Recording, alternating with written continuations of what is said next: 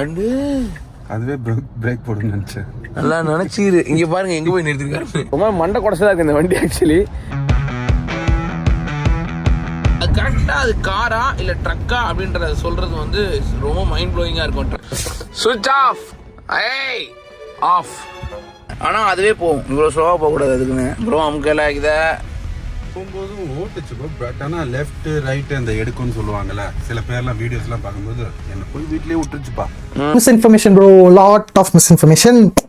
எனக்கு பார்க்கும்போது கொஞ்சம் வருத்தமாக இருந்துச்சு. என்னன்னு கேட்டிங்கன்னா, Tesla autopilot is a joke அப்படின்னு போட்டு model Y drive in Florida அப்படின்னு நம்மளோட இர்ஃபான் பிரதர் இப்போ தான் அவங்க ஒரு 2 days முன்னாடி இந்த வீடியோ ரிலீஸ் பண்ணியிருந்தாங்க.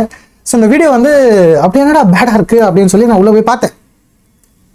ஐயோ என்ன சொல்கிறது, எஃப்எஸ்டி வேற, ஆட்டோ பைலட் வேற.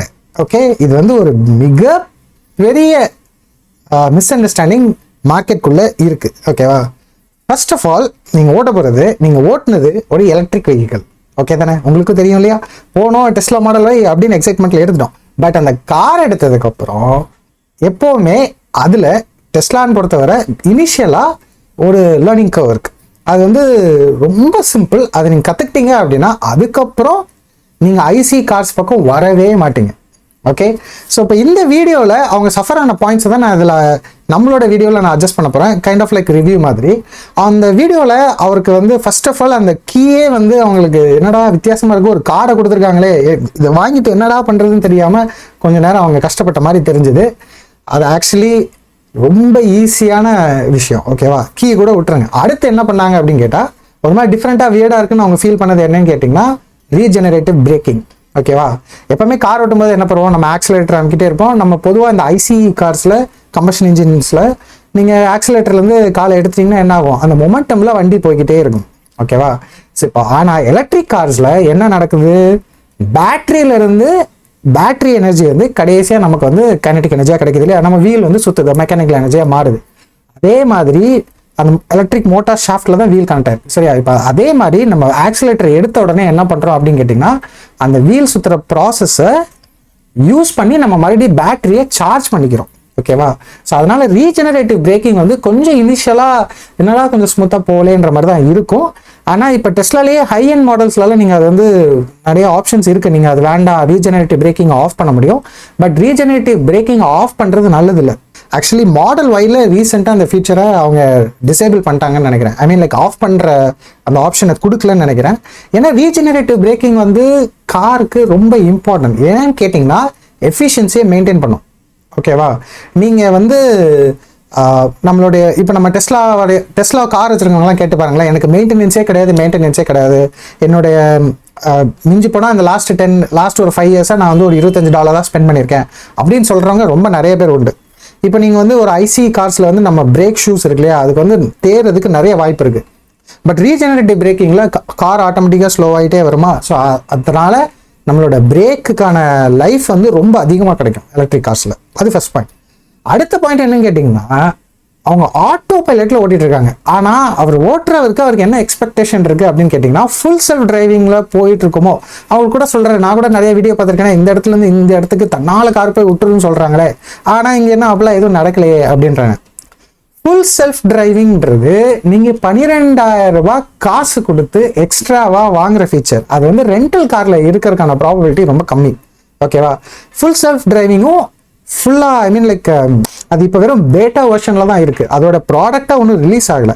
பட் அதோட பேட்டா வெர்ஷனே வந்து பயங்கரமாக பெர்ஃபார்ம் பண்ணிட்டு இருக்குது. ஓகேவா, ஸோ நீங்கள் வந்து உங்கள் காரில் நம்ம வந்து கார் போயிட்டுருக்கு, உங்களோட காரில் ரெண்டு ப்ளூ கலர் லைனில், அந்த லேன் வந்து ப்ளூ கலர் லைனில் காமிச்சது அப்படி காமிக்குது அப்படின்னா அது வந்து ஆட்டோ பைலட். இதே ஃபுல் செல்ஃப் டிரைவிங்கில் இருந்தீங்கன்னா உங்களுக்கு விஷுவல்ஸே மாறிடும். நீங்கள் அதே வீடியோவில் இர்ஃபான் பிரதர் பயங்கரமாக எக்ஸைட் ஆனாங்க, ஓ இது கார் காமிக்குது, ஓ இது வந்து ட்ரக்குன்னு நல்லா காமிக்குது அப்படின்னு. ஃபுல் செல்ஃப் டிரைவிங்கில் போனீங்கன்னா தெரியும், அந்த கார் வந்து நீங்கள் சீட் ஏறி உட்காதுலேருந்து உங்களுக்கு டெஸ்டினேஷன் வரைக்கும் தன்னால் போய் ஓட்டிட்டு வரும்போது அந்த எக்ஸ்பீரியன்ஸ் வந்து மைண்ட் ப்ளோயிங்காக இருக்கும். அந்த எக்ஸ்பீரியன்ஸை நீங்கள் ஆக்சுவலாக நம்ம வியூவர்ஸ் நீங்கள் பார்க்கணும்னு நினச்சிங்கன்னா, I have a very good channel for you. என்னன்னு கேட்டிங்கன்னா, சக் குக். ஓகேவா, இவரை வந்து நான் இந்த சேனலோட பெரிய ஃபேன். ஆல்மோஸ்ட் அவருக்கு கூட நான் பர்சனலாக கூட பேசியிருக்கேன். என்னன்னு கேட்டிங்கன்னா, இந்த ஃபுல் செல்ஃப் டிரைவிங் பேட்டா விட ஆரம்பிச்சாங்க இல்லையா, விட ஆரம்பிச்சதுலேருந்து அவர் அந்த கார் எப்படி இன்னைக்கு இந்த புது வெர்ஷன்ஸ் 2 வீக்ஸ்க்கு ஒன்ஸ் ரிலீஸ் பண்ணிகிட்டே இருந்தாங்க எஃப்எஸ்டி டீம். இப்போ தான் கொஞ்சம் வெர்ஷன்ஸ் வந்து வர்றது கொஞ்சம் டைம் அதிகமாக எடுக்குது. பட் இனிஷியலாக ஒவ்வொரு வெர்ஷனாக ரிலீஸ் பண்ணிட்டே இருந்தாங்க. அந்த ஒவ்வொரு வெர்ஷன்லேயும் அந்த கார் வந்து எந்தெந்த சினாரியோவில் எப்படி இம்ப்ரூவ் ஆயிருக்கு அப்படின்றத நீங்கள் வந்து இந்த சேனலில் நீங்கள் வந்து கண்டிப்பாக பார்க்க முடியும். ஒரு அன்ப்ரொடெக்டட் லெஃப்ட் டர்ன் அப்படின்னு சொல்லுவாங்க. அதாவது இப்போ ஒரு T ஜங்ஷனில் நிற்கும் போது நம்ம லெஃப்ட் எடுக்கணும், அதுக்கு சிக்னல் எதுவும் இருக்காது, அது ஒரு 2-வே லேன், இந்த சைடும் வண்டி வரும் அந்த சைடும் வண்டி வரும். பட் கார் வந்து தன்னால் லெஃப்ட் எடுக்கணும். ஓகேவா, அது வந்து ரொம்ப டிஃபிகல்ட்டான விஷயம். நம்ம போய் ஒரு கார் மீடியனில் நிற்கணும், மீடியனில் நின்றுட்டு தன்னால் திரும்பணும். நம்ம முத வந்த செல்ஃப் டிரைவிங் பேட்டாலலாம் கார் வந்து ரொம்ப கஷ்டப்பட்டுச்சு, அந்த லெஃப்ட் திரும்பவே முடியாது. அதால் அதுவே வந்து லெஃப்ட் என்னால் திரும்ப முடியாதுன்னு சொல்லிட்டு ரைட் எடுத்துகிட்டு போயிட்டு அது ஒரு லூப் மாதிரி சுற்றிக்கிட்டே இருந்துச்சு. பட் ஆஃப்டர் சர்டன் வேர்ஷன்ஸ்க்கு அப்புறம் இன்னைக்கு இருக்கிற நிலைமையில அந்த லெஃப்ட் டர்னை வந்து நம்ம டெஸ்லா காசு வந்து ஈஸியாக திரும்புது. அதுக்கு பின்னாடி ஒர்க் பண்ணுற என்ஜினியர்ஸ்க்கு வந்து மிகப்பெரிய வாழ்த்துக்கள். அதோட ப்ரோக்ரஸ் எல்லாம் பார்க்கணும். இன்னுமே ஏன் ஃபுல் செல்ஃப் டிரைவிங் பேட்டா வராது அப்படின்னு சொல்லிட்டு இருக்கிறவங்களுக்கு இந்த சேனல் வந்து ஹெல்ப் பண்ணும். நானுமே சொல்கிறேன், லைக் அதாவது இந்த ஏஐ ப்ராப்ளம்ஸை பொறுத்தவரை 99% சால்வ் பண்ணிடலாம். அதுக்கப்புறம் அந்த 0.9999 அதை சால்வ் பண்ணுறது தான் கஷ்டம், ரைட்டா? இப்போ மற்ற ஆட்டோமொபைல் கம்பெனிஸ் எல்லாம் லைக் இந்த மாதிரி ஃபுல் செல்ஃப் டிரைவிங் சாஃப்ட்வேர் செய்கிற கம்பெனிஸ் எல்லாம் அவங்களுமே 99.9% சால்வ் பண்ணியிருப்பாங்க. ஆனால் டெஸ்லா பொறுத்தவரை 99.99% சால்வ் பண்ணியிருப்பாங்க அப்படின்னு சொல்லலாம். ஆனால் ஹியூமன் லைஃப் இதில் இருக்கிறனால 100% சேஃப் அப்படின்னு தெரிஞ்சாதான் நம்மளால என்ன பண்ண முடியும், ப்ராடக்டை ரிலீஸ் பண்ண முடியும். ஆனால் ஸோ அதுக்கு வந்து டைம் எடுக்க தான் செய்யும். மேபி நாளைக்கே எஃப்எஸ்டி வராமல் போகலாம், எஃப்எஸ்டி வந்து இன்னும் 5 years எடுக்கலாம். பட் இப்போவே ஃபுல் செல்ஃப் டிரைவிங் பேட்டா வந்து ரிலீஸ் ஆகிட்டு இருக்கு. மாதம் ட்ரை பண்ணுறவங்களுக்கு $200 ரெவன்யூ, சப்ஸ்கிரைப் பண்ணுறவங்களுக்கு $200 டெஸ்லாக்கு ரெவன்யூவாக வரப்போகுது.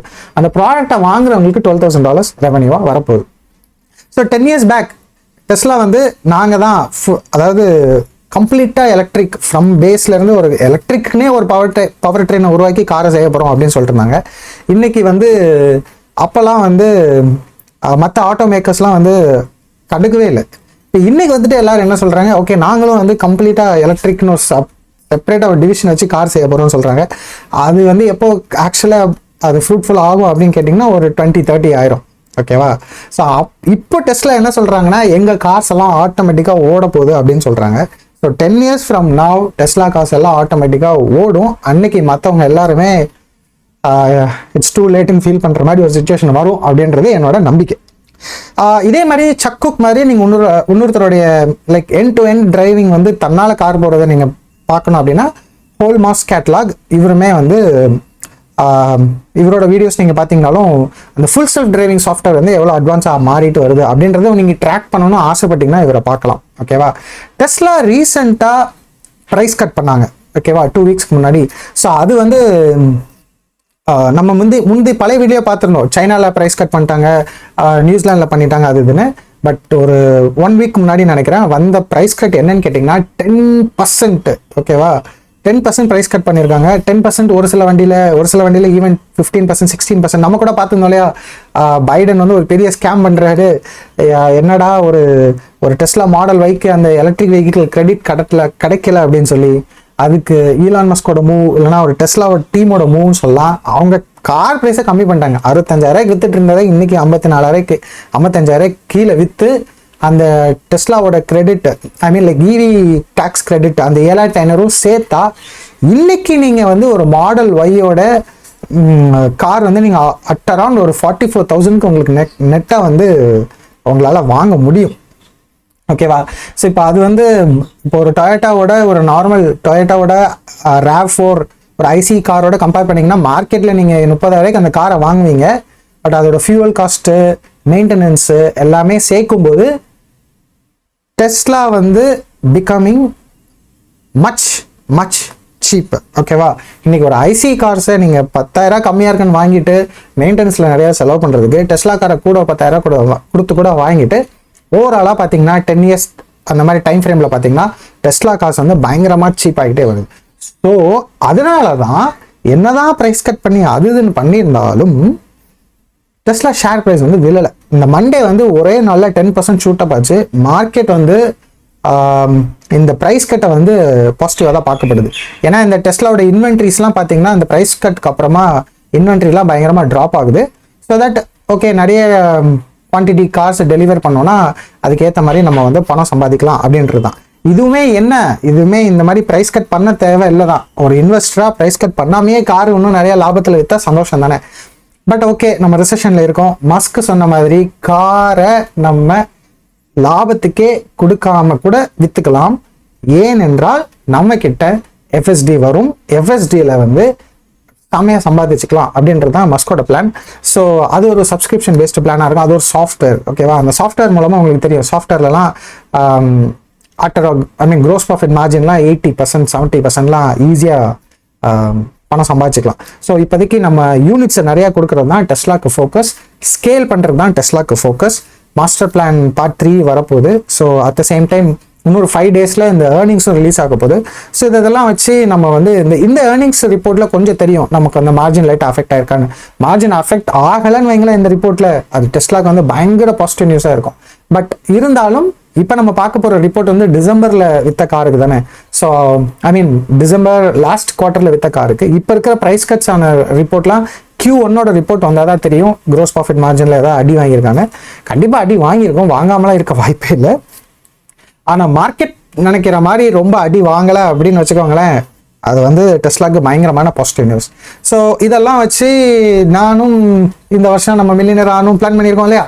ஸோ அதுக்கு வந்து ஷேர்ஸ் வாங்கணும், 3000 ஷேர் வாங்கணும் அப்படின்றத நம்ம கனவு.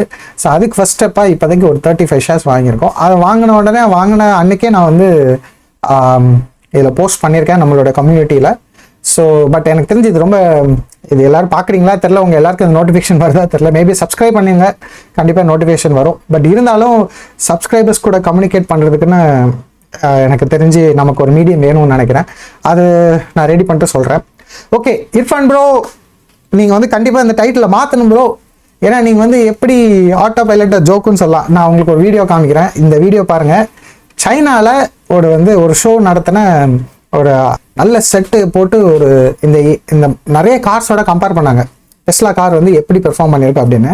இது வந்து இதில் பார்த்தீங்கன்னா இதில் பிஒய்டி மற்ற சில ஒரு 4-5 வெர்ஷனோட கம்பேர் பண்ணாங்க ஈவிஸில்.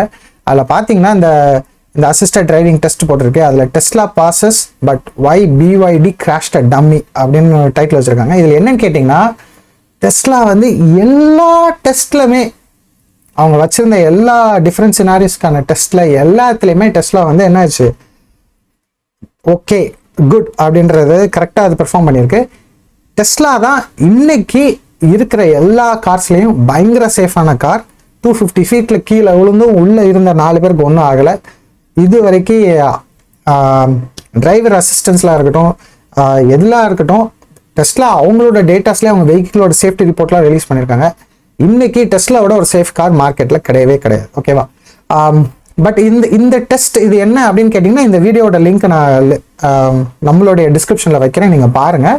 இது என்னன்னா அவங்களே சிமுலேட் பண்ணுறாங்க. லெட்ஸ் இப்போ நான் ஒரு 5 கார் எடுத்துக்கிட்டாங்க, ஒரு 5 டிஃப்ரெண்ட் கார்ஸ் எடுத்துக்கிட்டாங்க. அவங்களுக்குள்ள ஒரு காம்படிஷன் மாதிரி வச்சாங்க. அதில் வந்து ஒவ்வொரு சினாரியோவாக டெஸ்ட் பண்ணுறாங்க. இப்போ அதில் என்னன்னு கேட்டிங்கன்னா இந்த மாதிரி ஒரு ஜீப்ரா கிராசிங்கில் மக்கள் நடந்துட்டு போயிட்டு இருக்கும்போது மற்ற கார்ஸ்லாம் அந்த டம்மிஸை வந்து இடிச்சிருச்சு. ஓகேவா? பட் டெஸ்லா மட்டும்தான் அந்த டம்மியை வந்து இடிக்கவே இல்லை. இந்த வீடியோ வந்து நீங்கள் ஃபுல்லாக பாருங்கள், டெஸ்லா எவ்வளோ சேஃப் அப்படின்றது உங்களுக்கு புரியும். ஸோ இர்ஃபான் ப்ரோ, கண்டிப்பாக உங்கள் டைட்டில் நீங்கள் மாற்றணும். Autopilot is not a joke. ஓகேவா? Tesla autopilot is not a joke. ஆப்பிளோட தான் கம்பேர் பண்ணோம், ஆரஞ்சோட கம்பேர் பண்ணோம். ஸோ ஐ ஹோப் இந்த வீடியோவில் நான் வந்து கிளாரிஃபை பண்ணியிருக்கேன்னு நினைக்கிறேன். நிறைய மிஸ் அண்டர்ஸ்டாண்டிங் மார்க்கெட்டில் இருக்குது. எலக்ட்ரிக் வெஹிக்கிள்ஸ் பற்றி நிறைய படித்தாங்கன்னா டெஃபினட்டாக மக்கள் வந்து ஈஸியாக எலக்ட்ரிக் வெஹிக்கிளுக்கு ஷிஃப்ட் ஆயிடுவாங்க. பட் உண்மைக்குமே கேட்டிங்கன்னா நீங்கள் வீட்டில் உங்கள் எலக்ட்ரிக் காரை சார்ஜ் பண்ணலாம். அப்படி சார்ஜ் பண்ணிட்டு டெய்லி நீங்கள் வந்து ஃபுல் சார்ஜில், அதாவது ஃபுல் டேங்க்கில், பழைய ஐசிலாம் சொல்லணும், ஃபுல் டேங்க்கில் வெளியே போகிறதுன்றது அது ஒரு நல்ல ஃபீல். அந்த எலக்ட்ரிக் கார்ஸ் ஓட்டுறவங்களுக்கு தான் அது தெரியும். அவங்களாம் எனக்கு தெரிஞ்ச டெஃபினட்டாக ஐசி பக்கம் வரப்போகிறது இல்லை. இன்னும் நம்ம நிறைய டிஸ்கஸ் பண்ணலாம் இந்த பாயிண்ட்ல. பட் அது இப்போ இந்த வீடியோட டேக்காவே அது கிடையாது. மார்க்கெட்டில் நிறைய மிஸ் அண்டர்ஸ்டாண்டிங் இருக்குது. அந்த மிஸ் அண்டர்ஸ்டாண்டிங்கை அவாய்ட் பண்ணுங்க. எலக்ட்ரிக் கார்ஸை பற்றி நிறைய படிங்க. See you in the next video. Bye bye.